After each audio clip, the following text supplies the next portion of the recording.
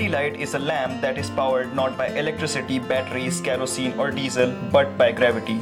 This lamp uses a bag filled with rocks attached to a cord which slowly descends, or in simple words, as the weight falls, it turns a gear train driving the motor that powers the LEDs.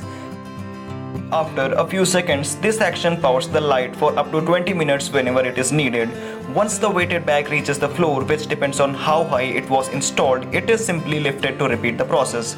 Gravity light has no batteries to run out, replace or dispose of. There is no smoke or fumes too. Gravity light is completely clean and green. It is truly a revolutionary new approach to storing energy and creating illumination, especially for developing countries.